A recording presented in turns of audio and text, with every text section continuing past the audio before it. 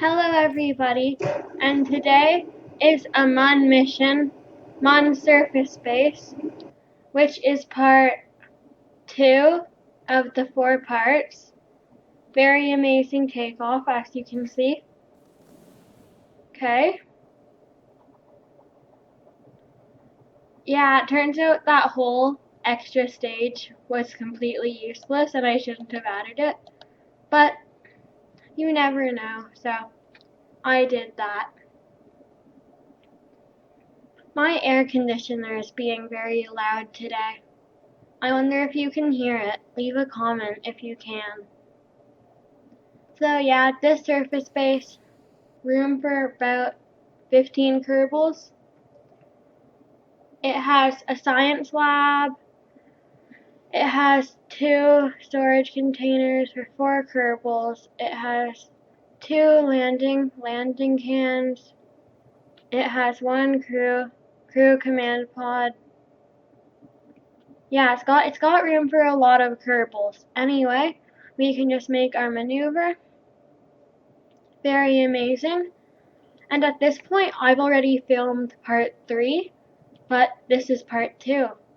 I haven't added audio to part 3 though. Adding audio is harder than making the Kerbal. Cause anyway, we can continue to move. Turn on the lights. Whoa, amazing surface base I have built. Little extra engines just as like a kick stage. And then as you can see, we've got those tiny little engines right there. Those are, so once we land, we're going to have to kick away the landing stage, like that. I messed up the maneuver node, that's why I loaded the quick save, in case you were wondering. But yeah, that's the purpose of the rocket. And now we can just get the maneuver node the way we want it. So, around 147, warp there. Activate the engine. And for those of you who are wondering why I put those 8 little vacuum engines, is because I wanted to make sure I would have enough fuel. I didn't want to run out of fuel. And I almost did, but then I remembered something very clever. Anyway, here I am, just seeing how much fuel I have, when I realized something. I looked at my Delta V and it looked like I didn't quite have enough. So I was like, uh-oh, this isn't good. But then I remembered I put 2 fuel tanks on the station that lands. So I'm going to have to transfer the fuel from there to the main stage in the middle. But for some reason, the way I normally do it wouldn't work. But I figured out how to do it at the end. There. 136, close enough. So that's what I'm trying to do right now. Because before you could just checkmark the liquid fuel and checkmark the oxidizer. But it wasn't working today. Okay, now for those of you that somehow haven't noticed, I'm in a polar orbit. But since we're in a polar orbit, we have to land in line with the space station. So we're going to have to go to orbit. We can't just go suborbital. So see how I have it so that the other end will land right in front of the space station? Because there's no point in a space station if it doesn't cover where the rocket is, basically. So we're going to go into orbit, make a maneuver node right there on the ascending node of the space station. See, now we can fly right back to the space station if we wanted to, which we don't, but we could. I figured out how to do it. I don't know how it was any different than what I was doing before, but I did. What I'm doing here is I want both of those empty, but they keep filling up the other ones. So if you just keep doing that, less and less will be going into the same tanks. Until, see, I've got back to the amount of fuel that we started with for this stage, so that's pretty good. Going suborbital, as you do when you land a rocket. Okay, all 3 Kerbals are very happy. And I hope I don't land in a crater. Because landing in a crater, for those of you that don't know, is not nice. Not nice. So we can quick save, time warp down. This engine is really powerful. And this is the skipper engine, and it's very glitchy. I had a failed attempt where I hit the ground at around 15 meters per second, and it bounced. The whole rocket just bounced. I'm not sure why that happened, but it did, so. Okay, keep going down. And fail. And yes, the next 3 minutes of this video are time lapses of all of the fails.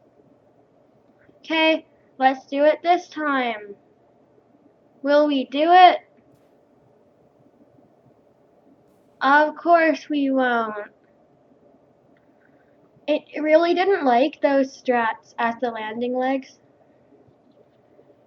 Those material building things. See? We bounced. So I'm just like, let's just decouple. Hope we can land. And nope, of course not. We load the save. We time warp down. Anyway, there. I don't know why we keep bouncing, but I had an idea where you would just free fall. And it almost worked. But not quite. I think if I had used 3-way symmetry it would have worked, but since I used 4-way symmetry it didn't. So yeah, if you guys ever try to build a surface base, don't land it like this. That was me wondering what would happen if I didn't fire the engine. I was checking to see if I had any cheats on, like no crash damage, and that's why it kept like not breaking. So then I just wanted to fly this around and see if that landing spot was glitched. So I tried landing here, and it failed again. Don't worry, we're almost through it. This is one I basically gave up, and I'm just like, I'm not going to do anything. And then the whole craft exploded. So you're going to have to do something to land it. Anyway, we bounced. We're getting close to the successful one. It was not this one. Wait, yes it was. Wait, no it wasn't. Almost. I'm not sure why. I'm not sure why I really wanted it to be upright. I guess now that I think about it, it would have worked fine falling over. Oh yeah, I put a G-force limit so that the Kerbals lose consciousness when there's too many G's. Another fail. And that was funny on the one before, is that when I just hit the ground really fast, we decelerated really fast, so there were a lot of G's, and then they all reached the G-force limit, and that wasn't very good for the Kerbals. Yes, this is a success. I think. I think it is. Yeah, I made an action group to deploy the solar panels to, like, I can't remember why, but we did it. And now, as any good Kerbal would do, it gets launched by the solid rocket boosters. What else would it do, though? It can fly back to our amazing Mun base. See you on part 3 of 4, where we launch a rover and try to dock to it, to the surface base. And yeah. Okay, Mun base. Thanks for watching. Please like and subscribe. See you on my next Kerbal video.